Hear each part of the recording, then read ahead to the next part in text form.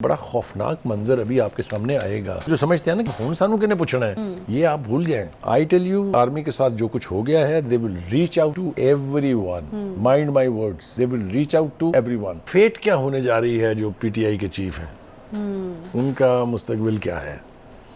कुछ लोगों का ख्याल ये था कि उनकी गिरफ्तारी जो है वो ईद से पहले होगी। मैंने भी अपने एक प्रोग्राम में कहा था कि शायद ऐसा हो, लेकिन अब हमें लगता है कि अदालतों में जो कुछ हुआ है इन दिनों में, चाहे वो लाहौर हाई कोर्ट है, चाहे वो सुप्रीम कोर्ट है, तो बहुत सारी चीज़ें चूँकि मौखर हो गई हैं, तो इसी तरह से उनकी गिरफ्तारी भी मौखर। अच्छा, इलेक्शन में कितनी स्पेस मिलेगी, ये एक बहुत बड़ा सवाल है पीटीआई को। चाहे वो आप केपी की बात कर लें या पंजाब की बात कर लें, किस तरीके से वो जो है वो एक इस इलेक्शन के अंदर अपनी एक एग्जिस्टेंस जो है उसको शो कर सकते हैं। देखिए, वो एक चीज़ होती है जिसको पंजाबी में कहते हैं, पंजाबी द गवेड़।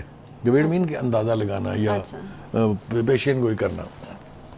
देखिए, पीटीआई की काफ़ी सारी क़यादत जो है, जो इलेक्टेबल्स थे उनके, जो कैपेसिटी रखते थे इलेक्शन जीतने की, वो तो पार्टी छोड़ के जाके या पनाह गजी हैं आईपीपी में, और या वो घोंसला ढूंढ रहे हैं नून लीग में या पीपल्स पार्टी में। ठीक हो गया। इसलिए उनके पास वो स्ट्रेंथ ही नहीं रही जो इलेक्शन में बेहतर रिजल्ट्स निकाल सके।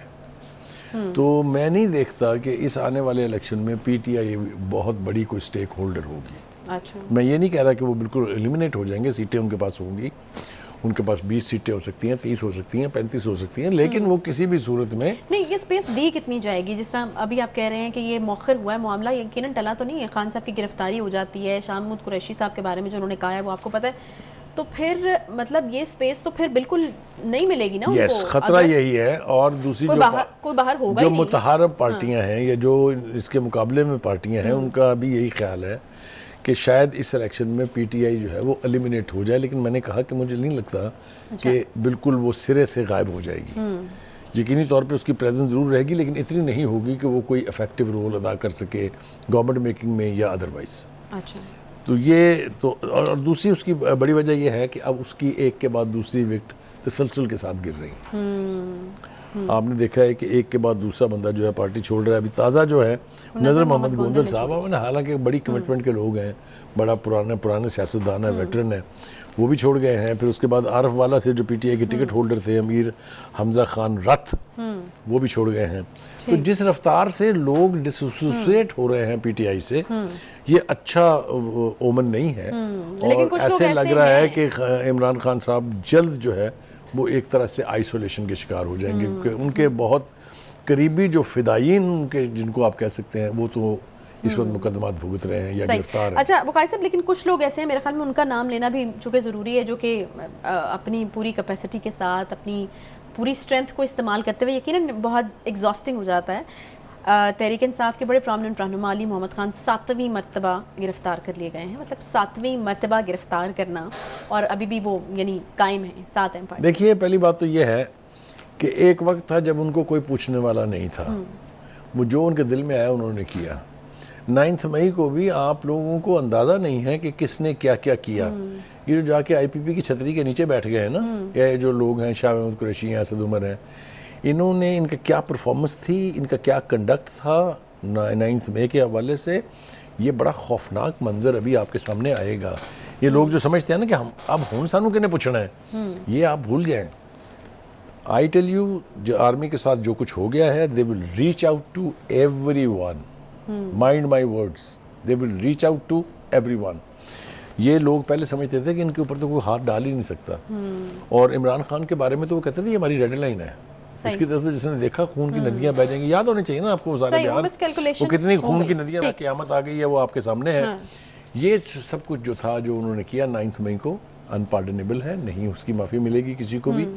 लेकिन इसने वीकन किया है पीटीआई को, उसकी लीडरशिप को वीकन किया है, उसके वोटर्स को रिड्यूस किया है बिला मुबालगा, without an element of contradiction. मैं ये कह सकता हूँ कि वोट बैंक जो है वो मेंटेन करना भी अब बहुत मुश्किल है। उसके लिए गेन करने की तो आप बात ही करनी। लेकिन ये चीज़ तो आप समझते हैं ना, या मानते हैं, या आप इस चीज़ के आप हामी हैं कि उनको बिल्कुल एलिमिनेट नहीं कर देना चाहिए इलेक्शन नहीं, वो होंगे भी नहीं। मेरे ख्याल से इतनी जल्दी उनको बिल्कुल सफ़ाई हस्ती से मिटा देने का ख्वाब देखने वाले बेवकूफ़ों की जन्नत में रहते हैं। अभी उनकी बाहर बहुत सपोर्ट है। अभी वेस्ट में उनके उनका दर्द लोगों के Silent दिल में voter जो भी है हो सकता है वो उनमें। हो रहा है, बढ़ रहा है। पहले का सिनारियो अगर आपको याद हो चंद हफ्ते पहले का, तो वो ये था कि पीटीआई एक बहुत बड़ी हकीकत थी। पीटीआई के बारे में जो प्रोजेक्शंस थी वो तो पागल कर देती थी जब हम सुनते थे कि स्वीप कर जाएंगे, 2/3 मेजॉरिटी आ जाएगी। खान साहब अब खुद भी इसका दावा करते थे, आपको अच्छी तरह याद होगा।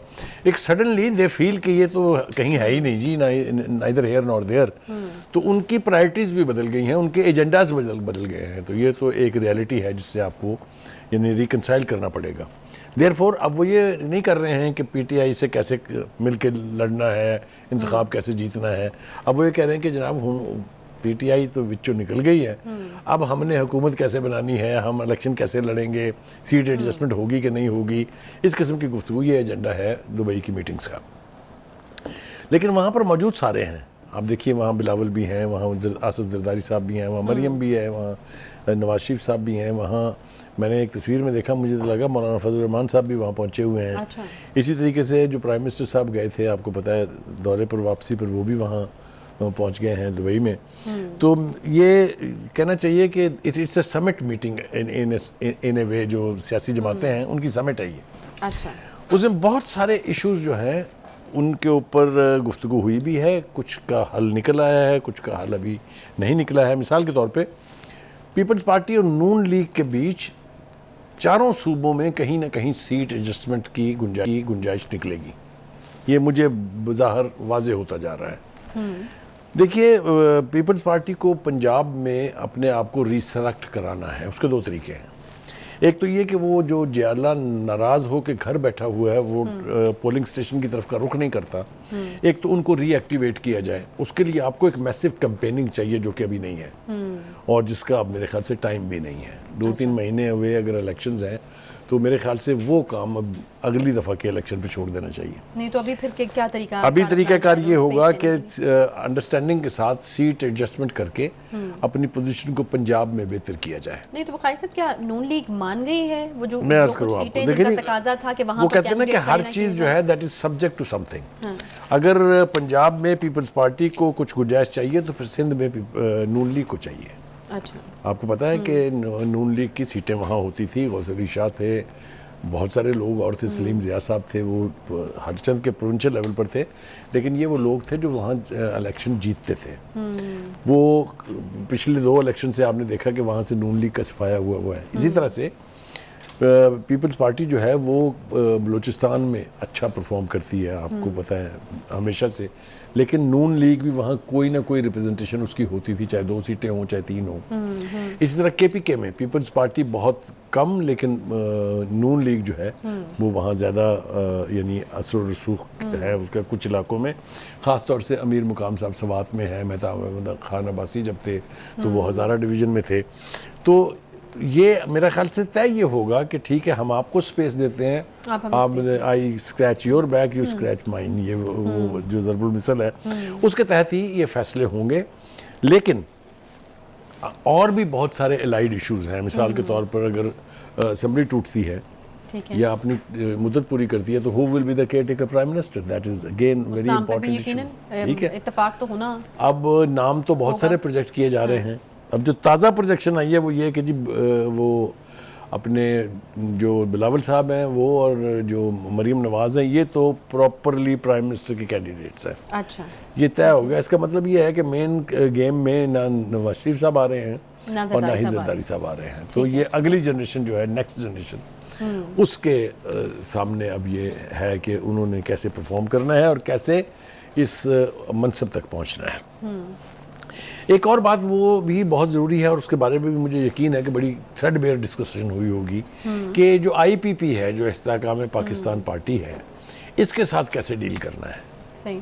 जो पीपल्स पार्टी की तवक्कात या एंटिसिपेशन है वो ये है कि आईपीपी जो है इसका टिल्ट होगा नून की तरफ। और इस बात के ऊपर मुझे मेरे शवाहद ये कहते हैं, मेरे सोर्सेज भी ये बताते हैं कि जरदारी साहब काफ़ी नाला है इस पर, खुश नहीं है इस पे। नहीं तो इस बारे में भी यकीनन बात तो ही होगी। तो उसको कहीं कोई साहब जो हैं वो उसको कहते हैं कि वो किंग्स पार्टी है, कोई कहते हैं कोई कुछ है, कोई कुछ है।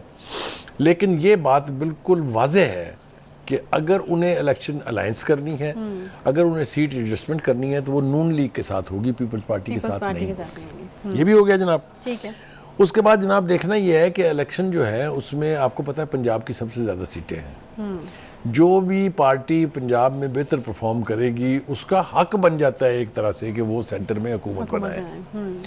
देखना ये है कि क्या नून लीग इतने वोट ले सकेगी कि वो सिंगल लार्जेस्ट पार्टी के तौर पे हुकूमत बना पाए कुछ एलाइज को साथ लगा के, या फिर उसको मजबूरन पीपल्स पार्टी के साथ कोलिशन गवर्नमेंट बनानी पड़ेगी पंजाब में, सेंटर में, सेंटर की बात अच्छा, होगी। सेंटर में पंजाब में तो एडजस्ट किया जाएगा, ठीक है। पीपल्स पार्टी को कोई दो राय नहीं है इसके बारे में। हाँ, ये पंजाब अभी में तो वाजे इस तरह से नहीं नहीं है डिस्कस करते। कि पीपल्स पार्टी इतनी सीटें जीत जाएगी कि वो पंजाब में भी हुकूमत खुद ही बना हाँ, रही है, नहीं, मुझे ये नहीं हो सकता, बज़ाहिर हाँ। नज़र नहीं आता।